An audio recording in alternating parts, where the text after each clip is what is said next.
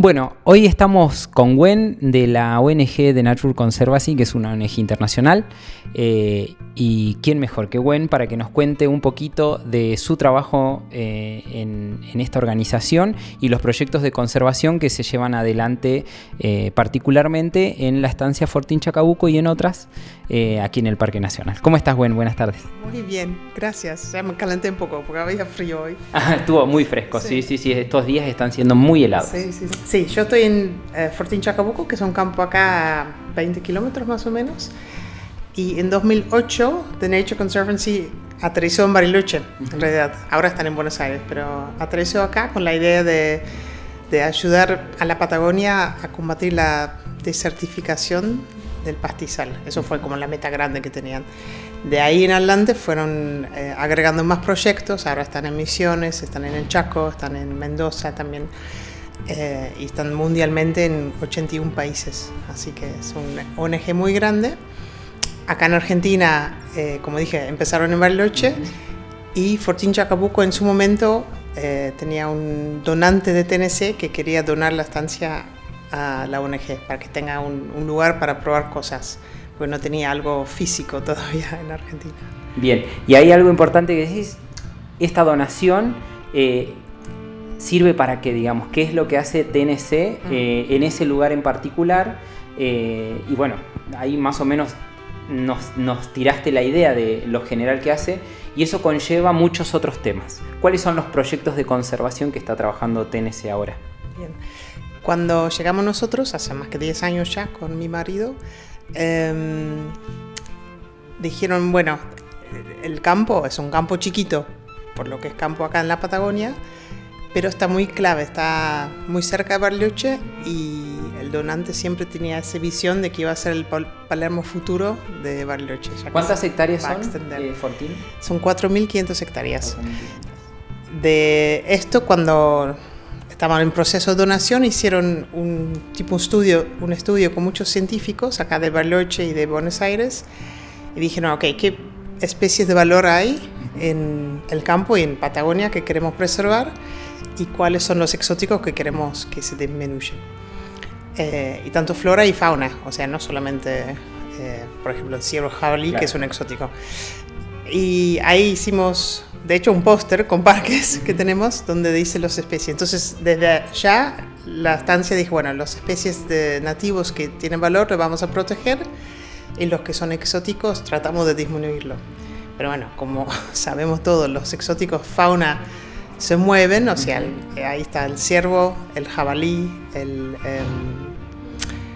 bisón, son los tres más invasivos que tenemos en el parque también, y se mueve mucho, entonces es muy difícil, o sea, de agarrar ese bicho.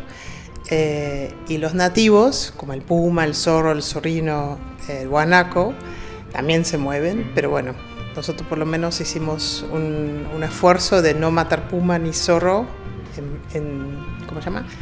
En el pro para el ganado, y tratamos primero de hacer otra cosa, o sea hacer ruido o ponerle perros protectores a las ovejas. Hemos probado Foxlights para los zorros también. Todas esas cosas antes de llegar a un punto que tenés que extinguir un animal, que de hecho no hemos hecho, pero bueno, si se pone muy peligroso, a veces hay que hacerlo. Claro, capaz contarle un poquito más a la gente cómo fue ese proyecto de ganadería sustentable, llamémosle, que esto, por ejemplo, las Foxlight, para explicarle bien a la gente cómo funciona, que es simplemente no atacar a la fauna nativa en particular porque se come el ganado, sino ahuyentarla. Sí, eso siempre fue nuestra premisa, de tratar de que la fauna nativa está más protegida en ese sentido, y son los que primero llegaron encima. Nosotros pusimos después ovejas y vacas. Bueno, por ejemplo, cuando llegamos el primer invierno, todo bien, hasta la mitad de invierno empezó un puma a matar ovejas. Y dijimos, la chucha, y no una oveja, o como 15 en una noche. Y estábamos muy preocupados por eso, porque no teníamos tanta oveja tampoco. Entonces mudamos las ovejas, primero más cerca de la casa. Volvió el puma y lo atacó igual. Después pusimos las ovejas adentro de un corral, vino el puma y los mató igual. Bueno, dijimos, tenemos que hacer algo. Y ahí habíamos hablado ya con gente que tenía buena experiencia con perros protectores, y de INTA compramos 2 perros, uno y después otro, y empezó a funcionar fantástico. O sea, después de, no sé, 9 años después de usar el perro, todavía hemos tenido muy poco matanza por puma. O sea, el puma con el perro no se lleva muy bien, claro. Así que van bien. El zorro es otra cosa. Sí, y ahí nos comentabas que usaban Foxlights, digamos, luces. Sí, no es el Foxlight como la luz, pero usamos algo que es como una bandera que asusta también. O sea, hace ruido con el viento y da movimiento también. Y tema que funciona por un tiempo. Después el zorro se da cuenta que no es tan peligroso y bueno, y sigue igual, pero por un tiempo funcionaba bien en los machines cuando estamos con la aparición de las ovejas. Y había mucho cordero chiquito que el zorro primero ataca. Ahí ha funcionado también, así que sí, primero buscamos alternativas. Y respecto a todo lo que es flora o vegetales exóticos, hemos estado ahí con un proyecto de conservación que se presentó a la Intendencia, y bueno, es nuevo para nosotros, y lo bueno es que lo estamos trabajando en conjunto, no solamente con el parque, sino con investigadores del CONICET, con Inibioma, así que bueno, comentanos un poquito de este proyecto. Dale. Como dije, había varias especies que vemos como exóticos, y de la flora es el pino, el sauce, como nombraste recién, la rosa mosqueta y la retama. Son los 4 principales, por lo menos en nuestro campo, que son muy invasivos. Y algo tenemos que hacer con esto. El pino es muy difícil sacarlo por falta de encontrar gente que puede sacarlo todo legalmente en blanco, con seguro, etc. Y el sauce, dijimos, bueno, el sauce está invadiendo los arroyos y cada vez más arriba, hacia donde está la fuente del agua. Y el año pasado empezamos con un ensayo de anillo del sauce. O sea, cortamos como una corteza para que el flujo alimenticio nos llegue arriba a la copa. Entonces se le estrangula, digamos, sí, se lo aprieta. Claro, sí, pobrecita. Pero funcionó, sí, funcionó, es muy laborioso. Entonces dijimos, este año probamos otro método que en conjunto con Parques estamos hablando para que sea súper seguro, donde queremos trabajar con herbicida para ver si se puede más eficientemente sacar también, porque estamos hablando que si funciona hay que sacar bastantes sauces y son muy densos adentro del arroyo, y eso en conjunto con la idea de que si sacamos sauce vamos a encontrar huillín también, porque huillín le encanta meterse ahí bajo los sauces. Entonces podría ser como una articulación entre las 2 especies, donde tanto sauce como el bisón. ¿Dije bisón o dije huillín? No, huillín. No, perdón, entonces el bisón. Sí, el bisón, sí, que es muy exótico también. Podemos quizás hacer un mismo plan para ver si podemos hacer algo con el bisón también. Así que sí, estamos muy entusiasmados con esa cooperación, donde hemos involucrado bastante diferentes científicos para ver las diferentes especies que estén seguros en ese proyecto. Sí, estudiando de a poco también, conociendo un poquito más del tema y bueno, un buen proyecto desde el lado privado, digamos, para con el control de exóticos, así que bueno, hacia eso vamos sí. A ver. Y en ese sentido, lo hacemos en un campo chiquito, como dije, 4.500 hectáreas, y la meta de TNC siempre fue poder hacer cosas más en escala, porque si no tiene mucho sentido. Entonces lo que pretendemos es que la estancia pueda hacer ese tipo de ensayos y trabajos y ser como un ejemplo para otros lugares y otros campos a repetirlo. Entonces, desde entrada también buscamos una forma económica de que cierre este tipo de actividades, porque si no nadie lo puede repetir. Así que, bueno, esa es la idea. Bueno, buenísimo. Bueno, ahora vamos a ir a un cortecito y después vamos a hablar un poquito de las exóticas, la fauna en particular, y sobre todo el ciervo colorado, el ciervo rojo y el jabalí.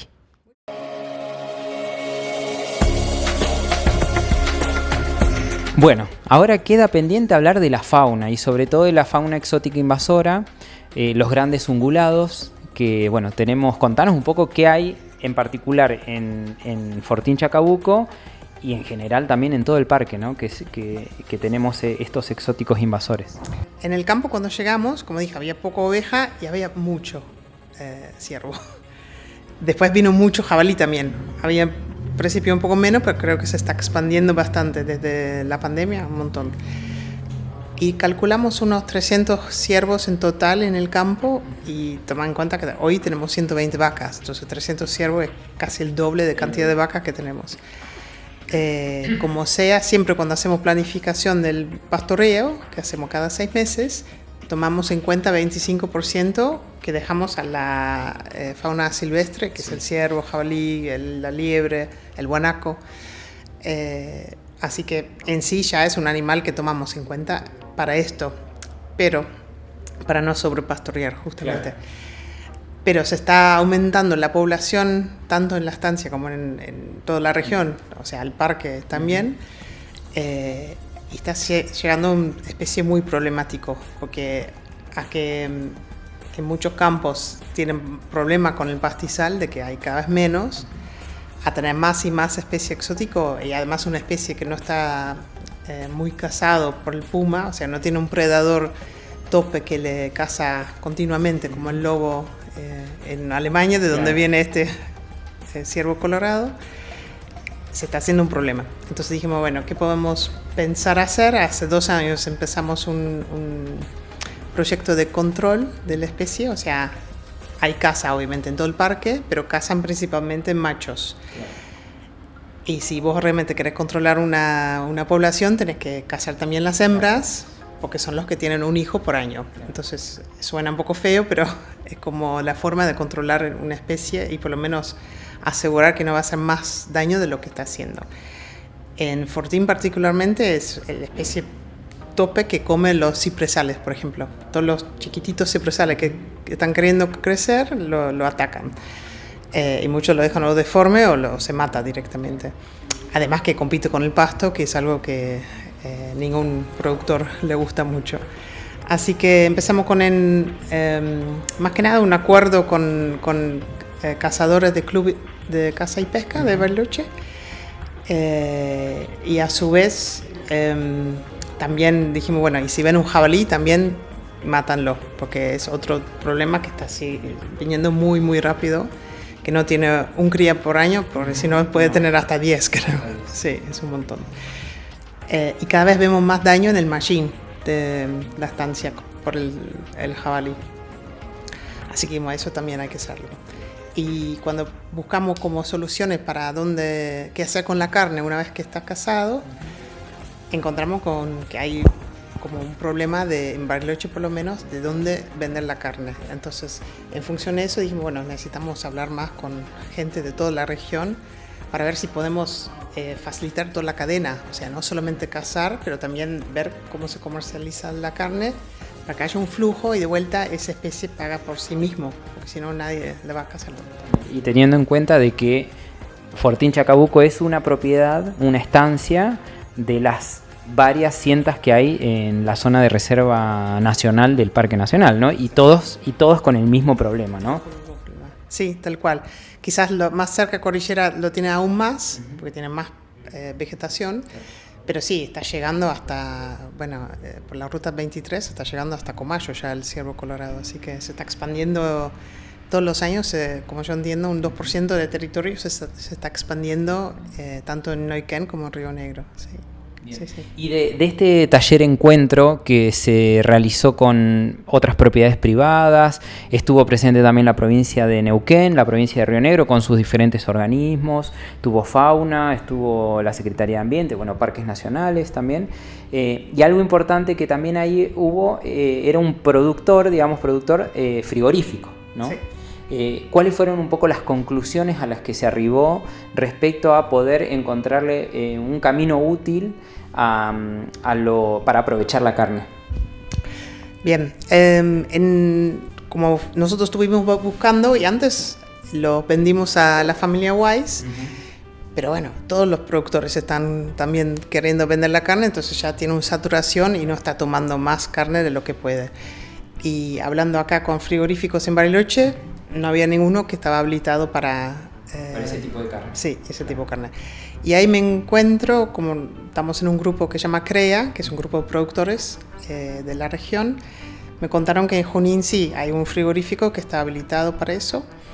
Y ahí hablé con Damián y me contó todo lo que están haciendo. Y dije, bueno, buenísimo, por lo menos lo que vamos a cazar lo podemos mandar allá, pero quizás no la solución para todo porque queda lejos también. Entonces, de vuelta dijimos, tenemos que hablar por lo menos con ese frigorífico, con lo de Bariloche que se están quizás pudiendo habilitar y con otro más que está en la zona para ver qué podemos hacer entre los tres para garantizar un cupo de, no sé, X ciervos al año, X jabalí al año y que tiene una vía comercial. Para mí, la carne de ciervo y jabalí tiene que ser la más barata en la carnicería de Bariloche, porque es lo que abunda acá en la región.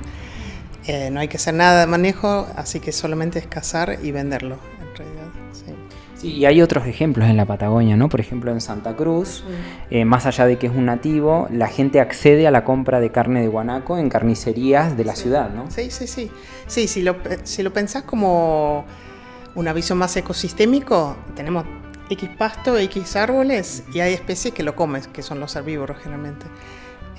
Y bueno, nosotros los humanos trajimos a la vaca y la oveja porque es más manso, se puede manejar, pero hay un montón de especies que también están en ese mismo parque que hay que encontrar un equilibrio. Entonces, buscar esa forma de que toda la cadena fluye, creo que va a facilitar un montón a que podamos manejar también esta especie que si no va por sí solo y vamos a tener el mismo problema que tenemos con los perros, por ejemplo, en la ciudad, que andan por todos lados. Totalmente. Y nos contabas también algún proyecto sobre ciprés y pino. Sí, o sea, tenemos diferentes, los llamamos clusters de conservación, y en uno de estos está el pino, el ciprés y la estepa. O sea, hace varios años plantaron pinos en la estepa con la idea de que, bueno, no tenía mucho valor quizás, y está siendo también un problema, una especie problemática en el sentido que expande mucho su bosque y llega a punto que a veces no pueden ni distinguir dónde fue la plantación y cuál es la expansión. Entonces cada vez más está invadiendo la estepa y sobre el ciprés, que es otro árbol que crece mucho también en esta zona y tiene la tendencia de crecer muy lento. El pino crece muy rápido, entonces invade y toma el lugar del ciprés. Nosotros tenemos varias plantaciones que hace años estamos buscando gente que puede sacarlo y no hemos encontrado todavía, pero dijimos, bueno, hacemos algo. Entonces empezamos por lo menos con lo que es la parte de expansión a limpiarlo. Entonces son árboles chiquititos, árboles un poco más grandes y limpiamos el año pasado 1 hectárea de pinos, creo que se sacaron 1.625 pinos chiquitos y encontramos con el Linibioma un proyecto donde ellos habían de nuestra zona también criado cipreses de hace 4 años ya, entonces tenían como ese de tamaño y dijeron no será bueno plantarlos esos cipreses en esa misma zona que hay cipreses pero bueno, están muy invadidos por los pinos y darle como más un bosque de ciprés como futuro. Y con el colegio de Jean Piaget, que justo estaban haciendo una materia que se llama ecología, les encantó la idea y vinieron a ayudar a plantar los cipreses chiquitos. Así que ahora tenemos esa misma hectárea, en vez de pinos, lo tenemos ciprés y le pusimos jaulas para protegerlo para que el ciervo, que es el otro exótico, no lo come. Sí. Claro. Bien. Y todo este control que se hizo sobre el pino se hace de forma manual, mecánica, digamos. Sí. En este caso, como es muy intensivo y de a poquito, fue tanto manual como con motosierra y con ¿cómo se llama la otra? Hacha, tipo hacha. Sí. Machete. Sí. Se chipió todo lo que era pino, que yo no creo que es necesario para un próximo ensayo, pero bueno, fue también parte del ensayo mismo para ver cuánto tiempo lleva cada cosa. Y en función de eso también podemos estimar un presupuesto, ver si es realmente algo que se puede hacer a la escala o no. Y bueno, tuve sus momentos intensos y ahora ya, por suerte, estamos disfrutando. Y ya hemos presupuestado otro hectárea para este año para sacarle pino. Sí. Buenísimo. Bueno, y capaz para finalizar, la Fortín Chacabuco recibe también otras organizaciones intermedias, digamos, y hacen actividades de educación ambiental. Capaz contarles un poco a la gente, bueno, nosotros tuvimos el gusto de poder llevar adelante ahí el curso de observación de aves, por ejemplo, ¿no? ¿Qué otras actividades se hacen? ¿Con qué otras instituciones se trabaja? Sí, estamos bastante activos. Con los años se ha juntado mucha gente. Tenemos casi fin de semana por medio algún grupo que viene a visitar. Puede ser el COBA, la observación de aves, el Club Andino viene la escuela de montaña, vienen escuelas en primavera para pasar un día y conocer la estepa también. Así que tenemos bastantes visitas en grupo que recibimos. Después hacemos 2 veces al año tranqueras abiertas, uno en octubre y otro en abril, que articulamos con la carrera de guías de turismo de Bariloche.